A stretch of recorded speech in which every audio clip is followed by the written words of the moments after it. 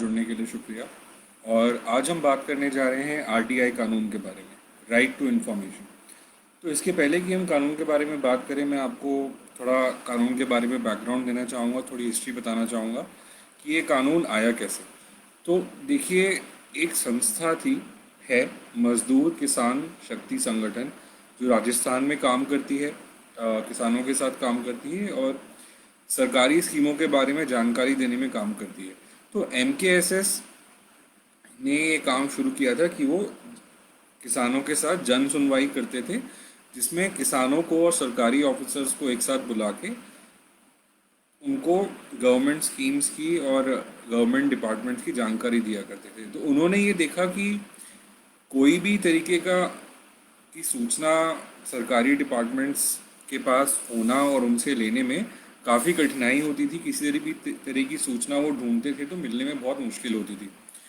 तो उनकी तरफ से ये काम शुरू हुआ कि आरटीआई का कानून हो और सरकारी जानकारी जो है सरकारी डिपार्टमेंट से लेना थोड़ा आसान हो।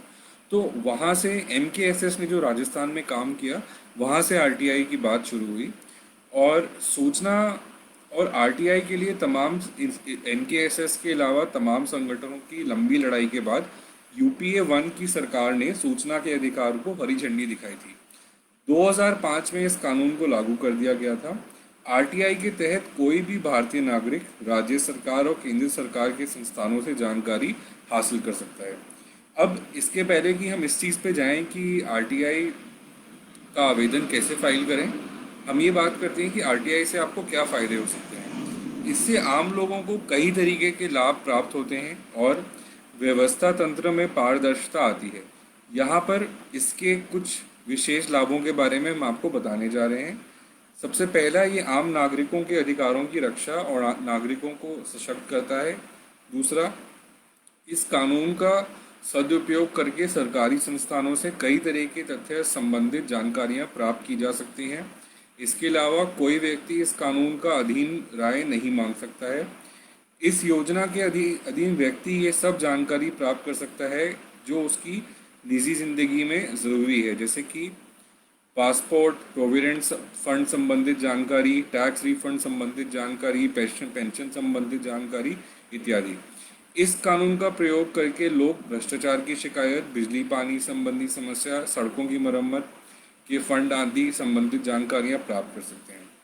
अब मैं अपनी पर्सनल लाइफ से आपको एक दो उदाहरण बता दूं कि कैसे आरटीआई का इस्तेमाल मैंने किया है। तो हमारे घर के पास जो दिल्ली मेट्रो की लाइन बननी थी, उसको काफ़ी डिले हो गया था, पूरी 1 साल का डिले हो गया था और लाइन शुरू नहीं हुई थी, कंस्ट्रक्शन चल रहा था। तो उसमें मैंने आरटीआई फाइल की, मैंने पूछा कि कब तक कंस्ट्रक्शन होगा और कंस्ट्रक्शन क्यों डिले हुआ है। तो उसमें मेरे को फिर जवाब आया अथॉरिटी से कि इन कारणों से कंस्ट्रक्शन हो नहीं पा रहा है, ये कारण है डिले के, और इस समय तक कंस्ट्रक्शन हो जाएगा।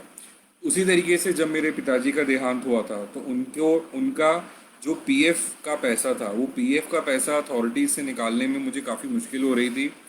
और जो फॉर्म मैं सबमिट कर रहा था पीएफ के लिए, जो पीएफ की वेबसाइट से ही मैंने फॉर्म लिया हुआ था, वो फॉर्म पीएफ के ऑफिस पे ये रिजेक्ट कर रहे थे, ये बोल के कि ये फॉर्म सही नहीं है। तो फिर मैंने जो सेंट्रल पीएफ की जो अथॉरिटी थी, ईपीएफओ, वहाँ पे आरटीआई फाइल की।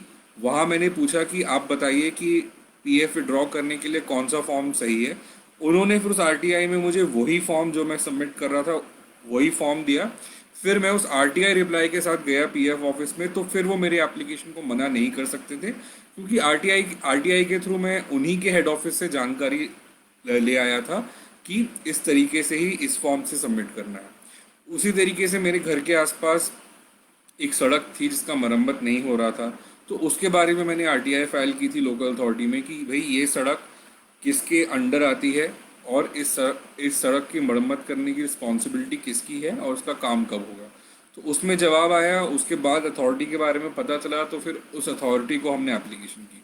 तो ये मैंने 2-3 एग्जाम्पल आपको अपनी लाइफ से दिए हैं कि आरटीआई कैसे एक आम नागरिक के लिए बहुत ही यूज़फुल चीज़ हो सकती है, और आप अपने निजी जीवन में जो आपके बहुत सारे काम हैं वो भी आप आरटीआई के द्वारा करवा सकते हैं। अब सबसे पहले हम ये समझते हैं कि सूचना प्राप्त करने के लिए जो आवेदन होता है वो कैसे करें। आवेदन या तो अंग्रेजी, हिंदी या उस क्षेत्र की आधिकारिक भाषा में हो सकता है। आवेदन लिखित में होना चाहिए। इसे आप पोस्ट, ईमेल, ऑनलाइन पोर्टल के माध्यम से व्यक्तिगत रूप से जमा कर सकते हैं। केंद्रीय सरकार के तहत सार्वजनिक प्राधिकरणों के लिए एक ऑनलाइन फॉर्म है जहां आरटीआई आवेदन सीधे जमा किया जा सकता है। आप ऑनलाइन rti.gov.in पे जाएं, rti.gov.in, तो उससे आपको स्टेप बाय स्टेप ये पता चल जाएगा कि ऑनलाइन पोर्टल पे कैसे आरटीआई फाइल करें। ये चीज़ समझना बहुत ज़रूरी है कि अभी के समय में ऑनलाइन आरटीआई की फैसिलिटी सिर्फ सेंट्रल गवर्नमेंट डिपार्टमेंट्स के अंडर दी गई है।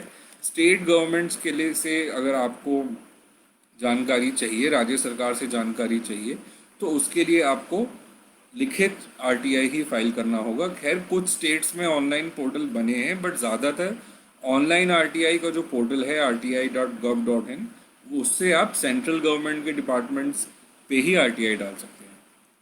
अब ये चीज़ समझना ज़रूरी है कि अगर कोई इसलिए आवेदन नहीं कर पाता है क्योंकि वह अशिक्षित हैं या लिखने में असमर्थ हैं, तो सार्वजनिक सूचना कार्यालय यानी कि पब्लिक इंफॉर्मेशन ऑफिसर पीआईओ का कर्तव्य है कि वह उस व्यक्ति की मदद करें ताकि वह उसका आवेदन को ले सकें और उसे लिखित रूप में डाल सकें।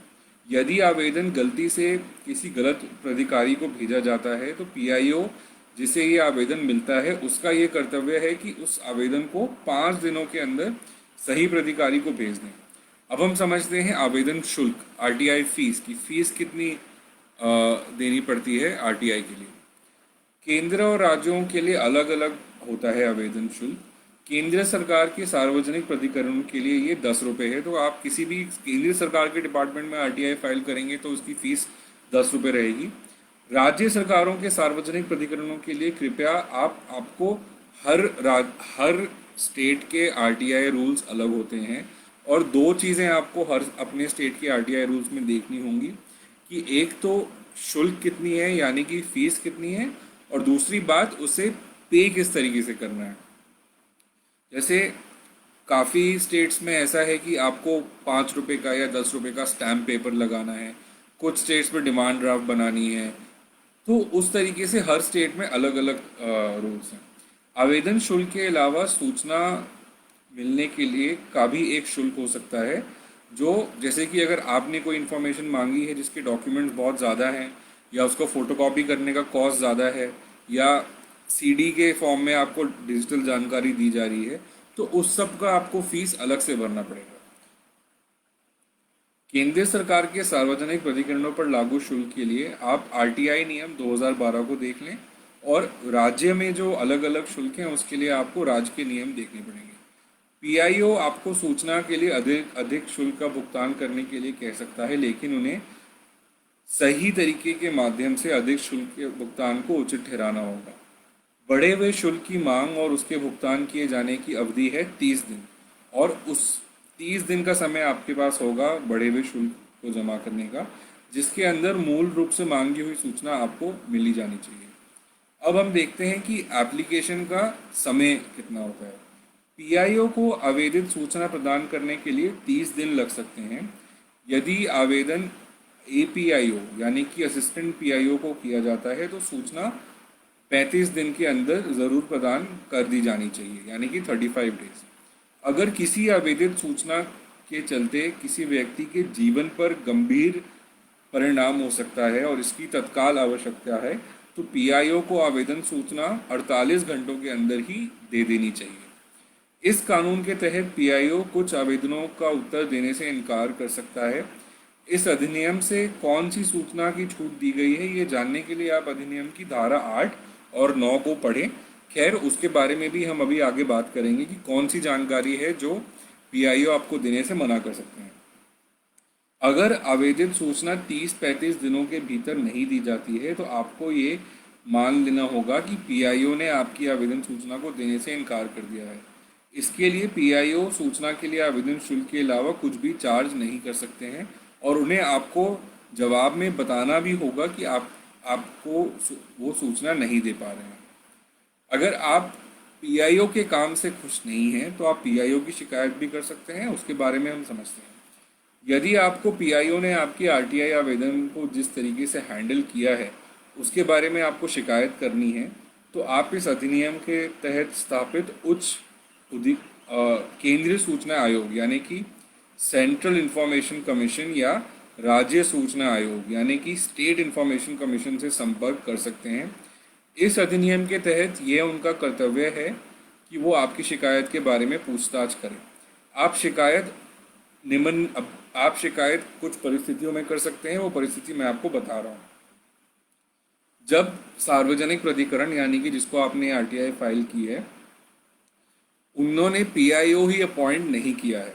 अगर पीआईओ ही अपॉइंट नहीं किया तो जाहिर सी बात है वो आरटीआई का जवाब कैसे देंगे। तो इस चीज़ में इस समय आप प्राधिकरण की शिकायत कर सकते हैं जब पीआईओ ने सूचना देने से इनकार कर दिया है और आपको कारण नहीं बताया है, जब पीआईओ ने आपको आपको प्रस्तावित अवधि के अंदर सूचना नहीं दी है यानी कि 30 दिन के अंदर सूचना नहीं दी है, या फिर जब पीआईओ ने आपको सूचना देने के लिए बहुत अधिक शुल्क मांगा है यानी कि जितना फीस होता है उससे ज़्यादा फीस मांगा है, तथा जब पीआईओ ने आपको गलत सूचना दी है। तो इन सब परिस्थितियों में आप पीआईओ की कंप्लेन कर सकते हैं।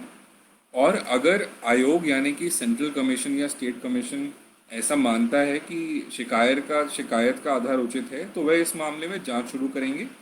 जांच करने के मामले में उसके अधिकार सिविल कोर्ट के समान होंगे। इसका मतलब यह है कि वह लोगों से आने और गवाही देने या प्रासंगिक दस्तावेज सबूत के रूप में जमा करने, उन दस्तावेजों का निरीक्षण करने और किसी भी सार्वजनिक रिकॉर्ड को लाने के लिए कह सकते हैं। अब जैसे कि मैंने आपको पहले बताया था कि कुछ सूचना है जो आरटीआई के अंदर आपको नहीं मिलेगी, उसके बारे में बात कर सकते हैं। यदि आपका आवेदन कुछ अन्य प्रकार की सूचना के लिए अनुरोध करता है जो सार्वजनिक प्राधिकरण कानूनी रूप से आपको ये सूचना देने से इनकार कर सकता है, तो ये कौन सी सूचना होती है? एक तो आप जो आरटीआई एक्ट है उसका सेक्शन 8 और सेक्शन 9 भी पढ़ सकते हैं। उसमें भी दिया गया है कि कौन सी सूचना आपको नहीं मिलेगी। बाकी मैं भी आपको अभी बता रहा हूँ। ऐसी सूचना जो किसी अन्य देश के साथ सरकार की सुरक्षा और आर्थिक हितों को प्रभावित करती है। ऐसी सूचना जो कि किसी भी अदालत या ट्रिब्यूनल द्वारा प्रकाशित होने से प्रतिबंधित है। ऐसी सूचना जिसके परिणाम स्वरूप विधान मंडल के विशेष अधिकार का उल्लंघन होगा। ऐसी सूचना जो वाणिज्यिक हितों के नुकसान पहुंचाएगी। ऐसी सूचना जो विश्वास के आधार पर बने रिश्ते के कारण उत्पन्न हुई है। ऐसी सूचना जो एक विदेशी सरकार द्वारा एक रहस्य यानी कि सीक्रेट में दी गई है। ऐसी सूचना जो किसी मुखबिर यानी कि इवैल्यूएटर की पहचान का खुलासा, मुखबिर यानी कि विसल ब्लोअर की पहचान का खुलासा कर सकती है और उसकी ज़िंदगी खतरे में डाल सकती है। ऐसी सूचना जो आपराधिक मामलों में पुलिस जांच या गिरफ्तारी में कठिनाई पैदा कर सकती है। कैबिनेट मंत्री के रिकॉर्ड्स यानी कि निर्णय होने के बाद ही उसके तर्कों और सामग्रियों को सार्वजनिक किया जा सकता है।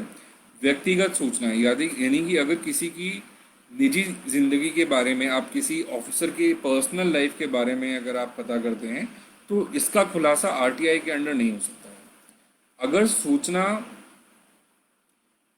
कॉपीराइट का उल्लंघन करती है तो पीआईओ सूचना के अनुरोध को ठुकरा सकता है। इसके अलावा अगर अनुरोध की गई कोई भी सूचना जो 20 साल से अधिक पुरानी है तो ये छूट इस पर लागू नहीं होती है। ऐसे मामलों में आवेदक को ये सूचना दे दी जानी चाहिए अगर वो 20 साल से पुरानी हो गई है। हालांकि 20 साल से वर्ष से अधिक पुरानी होने के बावजूद अन्य देशों के साथ सुरक्षा और आर्थिक हितों से संबंधित सूचनाएं, संसदीय विशेषाधिकार के उल्लंघन और कैबिनेट कार्रवाई से संबंधित सूचनाओं को इनकार किया जा सकता है 20 वर्षों के समय के बाद भी। अब अगर आपको जो आरटीआई से जानकारी मिली है उससे आप खुश नहीं हैं तो आप उसको अपील भी कर सकते हैं। ये देखते हैं कैसे। अगर आप ऑनलाइन फॉर्म अगर आपने भरा है तो अपील का ऑप्शन आपको जहां जवाब मिलेगा वहीं ऑनलाइन अपील का ऑप्शन मिल जाएगा। यदि आपको पीआईओ से 30 दिनों के भीतर कोई निर्णय नहीं मिला है, जैसे काफ़ी लोगों ने कमेंट्स में लिखा है कि 30 दिन के बाद भी जवाब नहीं मिलता है, तो अभी मैं बता रहा हूँ कि उसमें आप क्या कर सकते हैं। तो आप पीआईओ से ऊंचे अधिकारी के समक्ष पीआईओ के निर्णय के खिलाफ अपील कर सकते हैं। आपको अपनी अपील को 30 दिनों के अंदर दर्ज करना होगा। अगर अधिकारी को लगता है कि देर होने का कारण सही है तो इस समय की अवधि को बढ़ा दिया जा सकता है। आम तौर पर एक सार्वजनिक प्राधिकरण अपने वेबसाइट पर या कार्यालय में ये बताएगा कि उनका अपील अधिकारी यानी कि अपीलेट ऑफिसर कौन है। ये एक ऐसा अधिकारी होगा जो पीआईओ से ऊंचे रैंक का होगा। कोई तीसरा पार्टी भी पीआईओ के आदेश के खिलाफ 30 दिनों के भीतर अपील दायर कर सकती है। यदि आप पहले अपील के निर्णय से संतुष्ट नहीं हैं तो आप दूसरी अपील 90 डेज 90 दिनों के अंदर आप कर सकते हैं। केंद्रीय सूचना आयोग या राज्य सूचना आयोग को कर सकते हैं, यानी कि सेंट्रल इंफॉर्मेशन कमीशन और स्टेट इंफॉर्मेशन कमीशन। सूचना देने से इनकार करना उचित था या सिद्ध करने की पूरी जिम्मेदारी पीआईओ पर है जिन्होंने इस सूचना को देने से इनकार कर दिया है। सूचना आयोग को 30 दिनों में अपील पर निर्णय ले लेना चाहिए। इससे 45 दिन तक बढ़ाया जा सकता है, पर इस अवधि को बढ़ाए जाने के कारण भी दर्ज करना होगा।